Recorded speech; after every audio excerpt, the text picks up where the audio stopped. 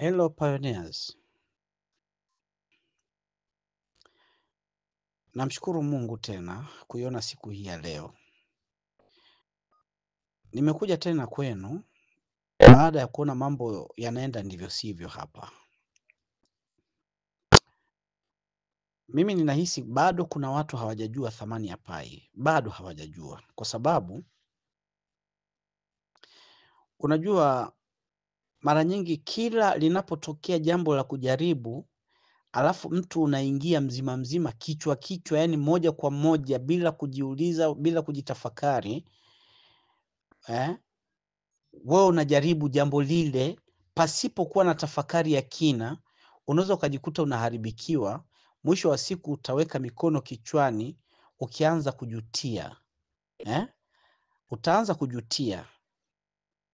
Sasa hivi tayari mitandao yetu ya simu kwa maana ya Vodacom, Airtel, Zantel, Tigo, Halopesa. Hii mitandao kwa sasa inauza vocha zao kwa simu, kwa pai kwa sasa hivi. Asubuhi nilikuwa ninaona vocha ya shilingi 2950 inauzwa kwa pai 2.50. Jioni hii sasa hivi inaenda kwa pai hizo hiyo vocha ambayo tuseme ya shilingi 2950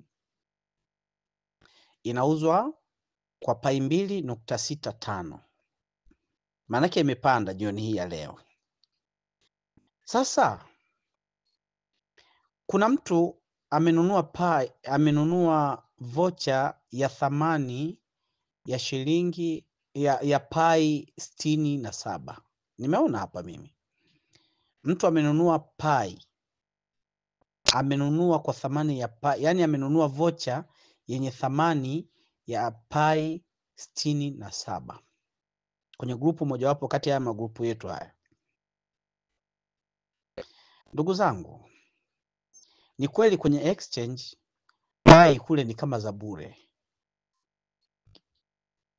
Pai yenye thamani ya dola 314,159 kuipata kwenye exchange kwa thamani ya dola 0.65 ngapi huko, hiyo ni kama bure kabisa.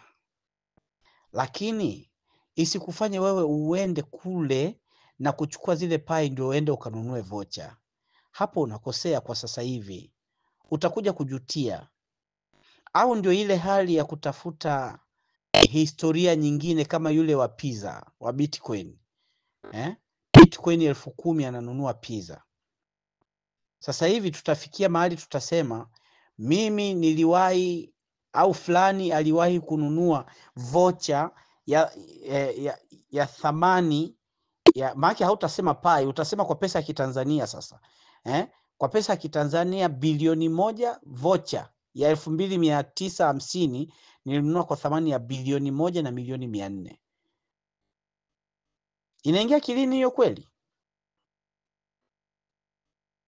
Haya, kuna mwingine yanatokea malinki hapa, anayachukua anayapeleka moja kwa moja mpaka kwenye pai browser kule. Sasa wakati mwingine linki hizi ni za scam ili kuchukua access ya kupata wallet yako pindi tu utakapoiweka pale kwenye pai browser. Maanake ukishaweka pai browser, wengine wanafika mbali wanadanganya tu kwamba hii itahusika na jambo hili. Labda let's say pamoja na kuwa sina hakika kama ni kweli, labda mtu anatengeneza link ambayo labda inaweza ikampeleka labda Amazon. Tuseme hii link ni Amazon, utaona biashara zote zilizoko pale Amazon na kwa thamani ya pai kiasi hiki na nini, labda mtu anatuma hiyo linki hapo. Sasa hiyo linki ili kuona hivyo vitu vyote lazima utaiweka pale kwenye pai browser. Mtu atachukua hiyo linki ataiweka pale kwenye pai browser, Kumbe ile linki, sawa, ukiingia utaona mambo ya Amazon nini, au kama ni Sibu labda kwa mfano, utaona ni Sibu nini. Lakini wakati mwingine labda sio wenyewe, unaona? Labda hao ni scammer wametengeneza access ya kuingia kwenye browser yako, ili pindi tu utakapoingia, utakapofungua wallet yako wewe, maana yake ataona, yani hapo umempa access ya kuingia kwenye wallet yako na kuchukua pai zako moja kwa moja. Kwa nini tunajaribu tuna testi sumu kwa kuinywa wakati kila mmoja anatakiwa kuwa makini na mzigo wake? Hii sasa hivi wote tuko kwenye basi ndani, umekaa hapo, umekutana na tangazo pale juu linakwambia abiria, chunga mzigo wako. Sasa wewe mzigo unaweka kwenye carrier kwa nyuma, wewe unakaa mbele huku. Ni afadhali upakate huo mzigo wako wewe, ushikilie mpaka mwisho wa safari kwa usalama zaidi. Sawa, utakuelemewa kwenye mapaja, umeupakata mzigo wako, lakini utakuwa salama. Ukifika nyumbani mzigo wako utakuwa salama, kuliko kuweka kwenye carrier nyuma, haujui nani atakayeshuka nao. Pioneers, hebu tuwe serious na maisha. Tuwe serious na maisha. Itoshe tu kupata taarifa tunazozipata kwa ndugu zetu hawa.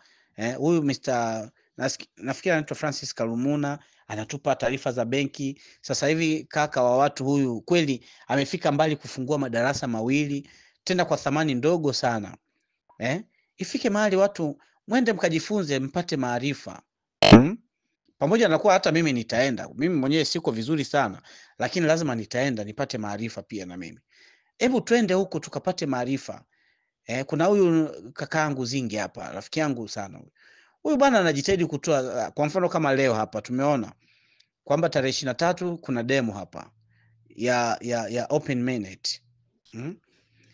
Tunapata taarifa hizi, ifike mahali tuzisome tu, tukae na mzigo wetu tutulie, lakini sio unaona vocha inauzwa kwa pai mbili, ngoja ni test. Kweli unanunua kitu inatiki sasa hivi, kweli ukinunua na vocha inaingia na inakuwepo, kwa hiyo pai ni hela. Haiwezekani kampuni kama Airtel wauze vocha kwa pai mbili na wairuhusu ingie kama pai sio hela kweli. Na kama umeshatoa access ya kupata vocha kwa namna hiyo, basi kujua kumbe hata wao wanajikusanyia pai zao, ili baadaye hata kama ikipanda, kwa mfano kama leo mimi binafsi nimeshuhudia miamala 3 kwenye grupu hapa, watu wanazituma, sijui anafikiri ni sifa. Miamala 3 ya vocha nimeishuhudia hapa kwenye haya magrupu, watu wanatuma, mtu amefanya transaction. Mimi niliingia tu kujiridhisha kama kweli zipo, nimeenda pale nimeona kweli ipo, lakini si kununua. Hizo pai mbili, bilioni 1 milioni 400 inaenda. Wewe unaenda kununua vocha, sawa, utachimba pai, na labda hiyo itakuingizia pai 3, 4, 5, ni faida, it's okay. Lakini usingefanya hivyo, ni bora ungetafuta pesa ya kibongo hata 5,000 uweke, alafu ununue, ufanye uchimbe. Hiyo shilingi 2,600, 2,900 na ngapi huko, ni pesa ndogo sana hiyo. Haifananishe na thamani ya pai tunayoichimba hapa, ambayo sasa hivi yani wengine wetu hapo tuliitwa mafreemason hapa ndani. Guys, Embu ifike mahali sasa msiingie huko tena kwenye mitandao huko kuchimba, yani kutafuta hizo vocha. Embu acheneni hizo pai, acheni hizo pai jamani. Mimi ninapata uchungu sana kuona pai inauzwa, yani vocha inauzwa kwa pai mbili.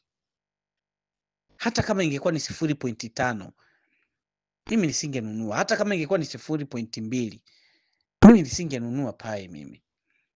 Labda ingekuwa 0.0000 ziwe 5 alafu na hela huko juu, hapo sawa, mimi ningenunua. Lakini pai mbili hivi, unajisikia kweli? Embu tuwe serious.